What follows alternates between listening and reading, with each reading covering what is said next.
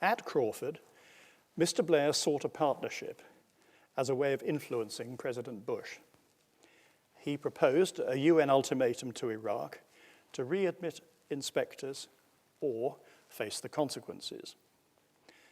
On July the 28th, Mr. Blair wrote to President Bush with an assurance that he would be with him whatever. But if the US wanted a coalition for military action, changes would be needed in three key areas. These were progress on the Middle East peace process, UN authority, and a shift in public opinion in the UK, Europe, and the Arab world.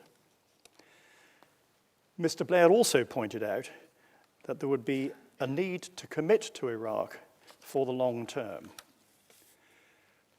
Subsequently, Mr. Blair and Mr. Straw urged the US to take the issue of Iraq back to the UN.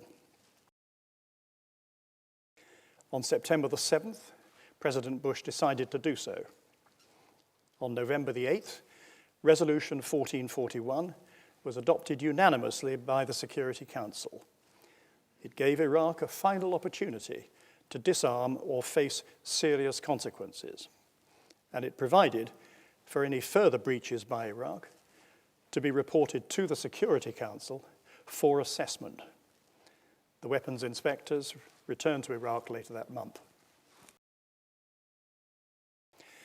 During December, however, President Bush decided that inspectors would not achieve the desired result and the US would take military action in early 2003. At the end of January, Mr. Blair accepted the US timetable for military action by mid-March, having also concluded that the likelihood was war. To help Mr. Blair, President Bush agreed to seek a further UN resolution, the second resolution, determining that Iraq had failed to take its final opportunity to comply with its obligations. By March the 12th, it was clear that there was no chance of securing majority support for a second resolution before the US took military action.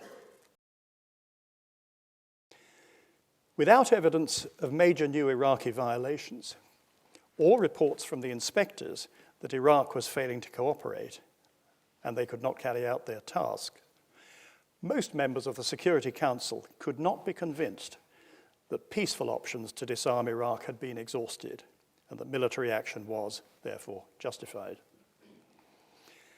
Mr. Blair and Mr. Straw blamed France for the impasse in the UN and claimed that the UK government was acting on behalf of the international community to uphold the authority of the Security Council. In the absence of a majority in support of military action, we consider that the UK was, in fact, undermining the Security Council's authority.